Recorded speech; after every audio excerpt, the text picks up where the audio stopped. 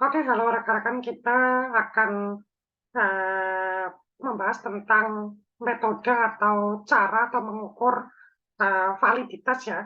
Kita di video sebelumnya sudah membahas apa itu validitas dan macam-macam dari validitas. Nah, kita di pertemuan ini akan membahas tentang cara mengetahui validitas suatu alat ukur.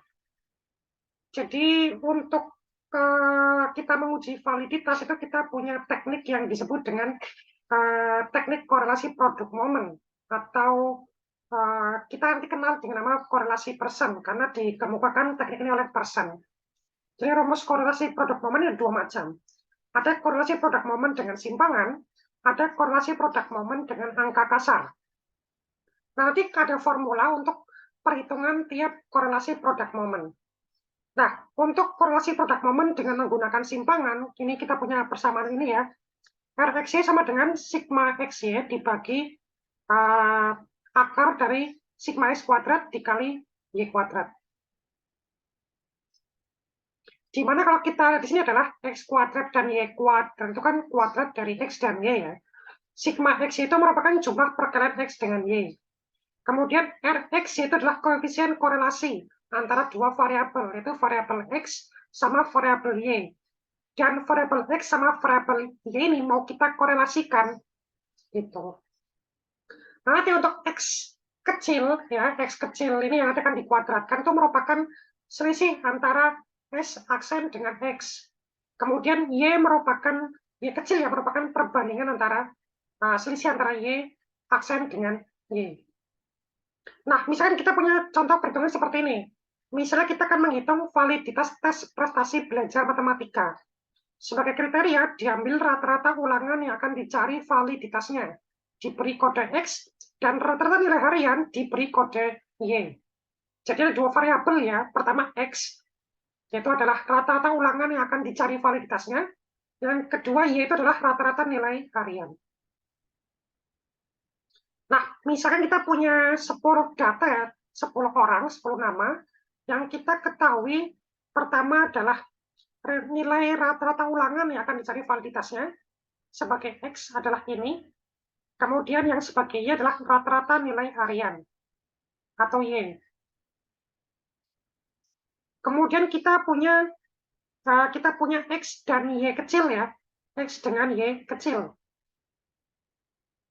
X dengan Y kecil, kemudian kita kuadratkan jadi X kuadrat dengan Y kuadrat, dan ini adalah X kali Y. Jadi 0 kali 0,1, 0,5 kali 0,4, dan seterusnya. Ini dapat XY. Ini X kuadrat dengan Y kuadrat. Ini adalah hasil perjumlahan dari X besar. Ini hasil penjumlahan dari Y besar.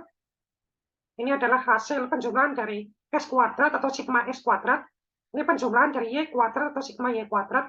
Dan juga penjumlahan dari sigma XY. Nah, kalau kita menggunakan korelasi produk momen dengan angka kasar, ini rumusnya. Jadi kita punya beberapa variabel. Di sini ada X, ada Y, gitu ya.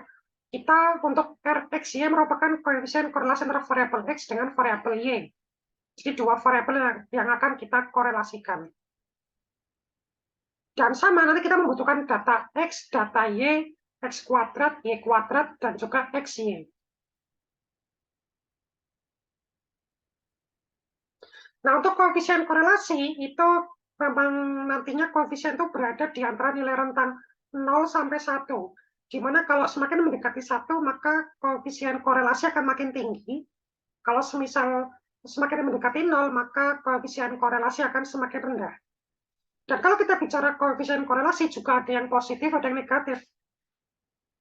Jadi kalau misalkan positif, berarti linear ya. Linear artinya kalau X dan Y itu kalau X-nya naik, Y-nya naik.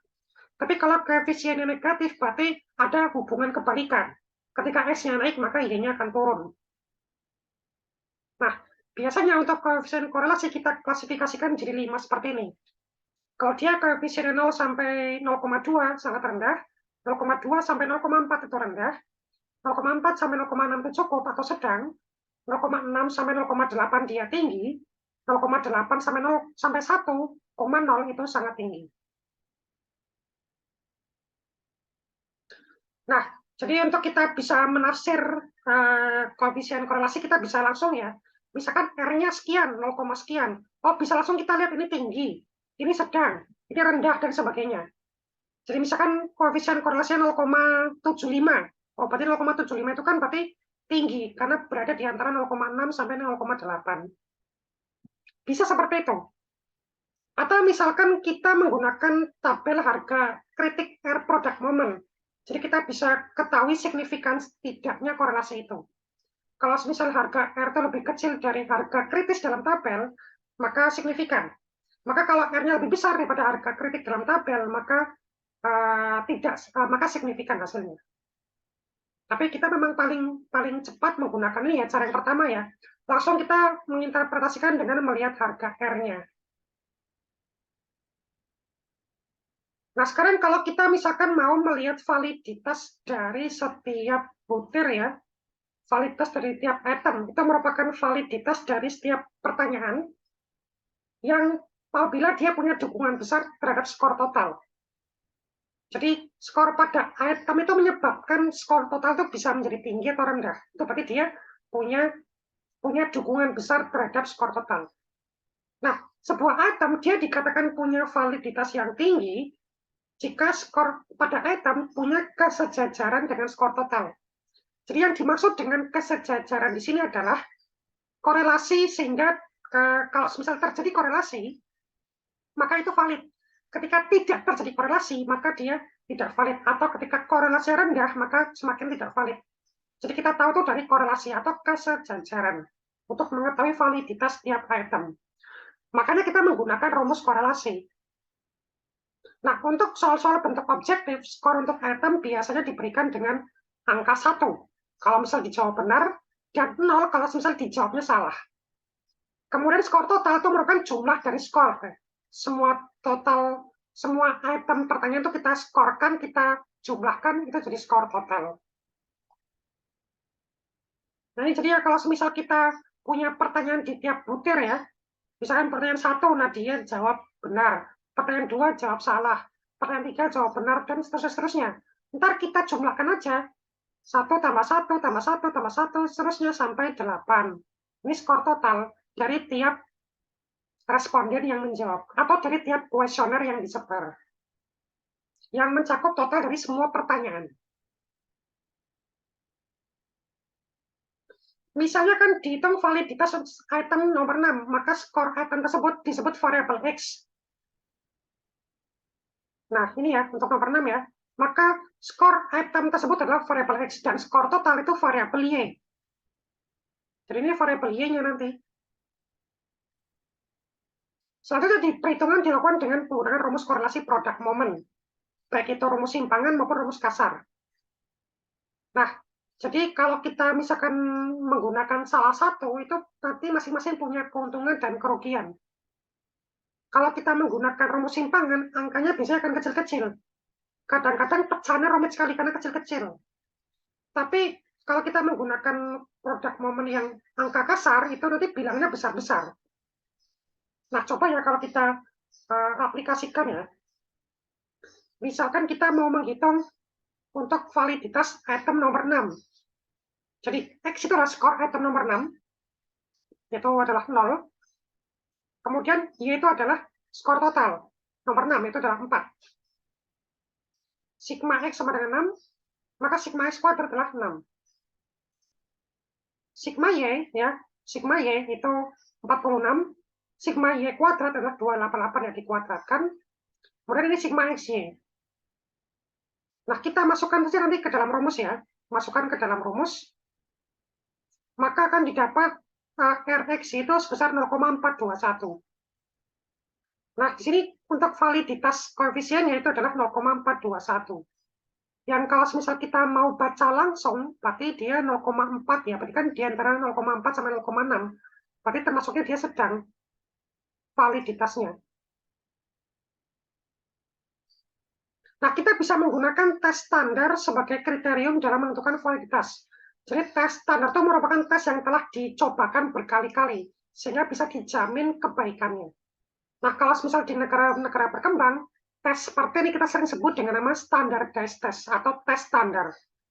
Sebuah tes standar itu berarti dia udah dicoba berkali-kali, dicobakan beberapa kali, dan di beberapa tempat, di banyak tempat.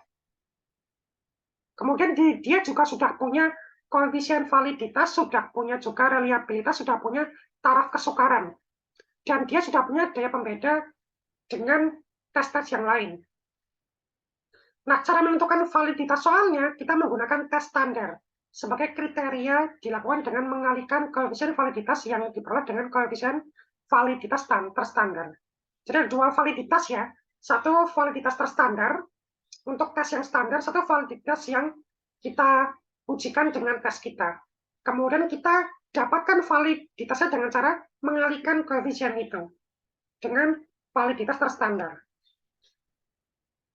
Misalkan kita punya data hasil tes terstandar sebagai koefisien dan dia kemudian kita sebut sebagai variabel Y. Sementara X itu yang mau kita ukur, yaitu tes matematika yang dicari validitasnya. Ini X ya, nilai X yang asli yang diukur, yaitu adalah yang standar. Ini X kuadrat, Y kuadrat, dan X kali Y. Ini adalah sigmanya. Maka kalau dihitung menggunakan rumus, maka hasilnya seperti ini. 0,108. Jadi kita bisa lihat bahwa Rx ini adalah 0,108. Ini merupakan validitas soal matematika tadi ya. Nah, angka ini nanti perlu kita kalikan dengan standar. Jadi misalkan ya, angka standarnya itu 0,89. Maka kita kalikan angka koefisien ini dengan koefisien standar. 0,89. Hasilnya 0,096. Ini adalah koefisien korelasi yang sesungguhnya. Kalau kita menggunakan metode yang ini. Nah, kemudian kita akan bicara terkait dengan validitas faktor. Jadi selain soal validitas secara keseluruhan dan validitas setiap item, masih ada lagi yang perlu diketahui, yaitu adalah validitas faktor-faktor atau bagian keseluruhan materi. Jadi seluruh materi pelajaran atau keseluruhan materi pelajaran itu kan dia terdiri dari pokok-pokok bahasan atau mungkin sub-sub pokok bahasan sebagai satu kesatuan. Misalkan ya, kita misalkan punya soal ya tentang fisika ya. Fisika kan ada fisika terkait dengan bunyi, cahaya, dan listrik. Nah, kemudian untuk mengukur tiga ini, bunyi, cahaya, listrik itu guru fisika bikin 30 soal. 30 soal itu 8 itu soal bunyi, 12 itu soal cahaya, dan 10 soal listrik. Nah, guru ini pengen tahu validitas dari tiap-tiap faktor. Jadi validitas dari soal faktor bunyi, validitas dari tiap faktor cahaya, validitas dari tiap faktor listrik gitu. Misalkan ya dengan soal tadi ya, misalkan di sini kita menggunakan skala Likert misalkan ya. Skala Likertnya 1 sampai 4 pakai pernyataan sangat setuju, tidak setuju, dan seterusnya. Ada 4 ya. Sangat setuju, setuju, tidak setuju, dan sangat tidak setuju. Dan kuesionernya dibagikan kepada 12 responden. Dan datanya seperti ini, kalau kita ambilkan contoh ya. Nah, ini adalah responden 1 sampai 12, ini adalah pertanyaan, yang ada 10 pertanyaan ya. Ini jawabannya di tiap pertanyaan itu, ini skor total. Skor total dari responden 1 ya.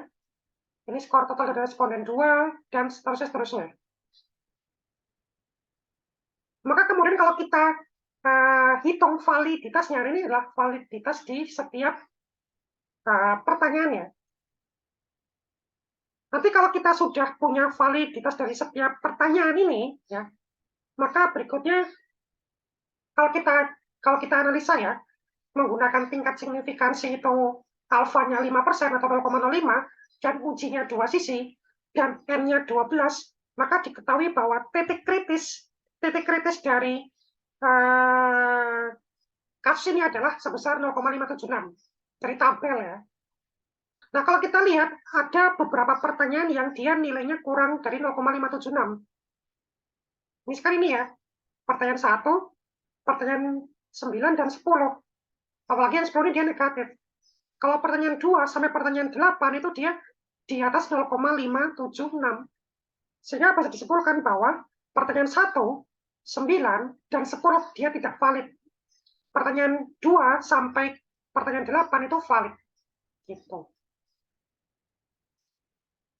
Nah, itu ya rekan-rekan terkait dengan metode atau cara dan juga rumus-rumus untuk menghitung korelasi di dalam uji validitas. Semoga bermanfaat dan silakan nanti kalau yang masih bingung silakan bisa ketikkan pertanyaan di kolom chat di bawah ini. Oke, terima kasih rekan-rekan. Sampai ketemu di video berikutnya.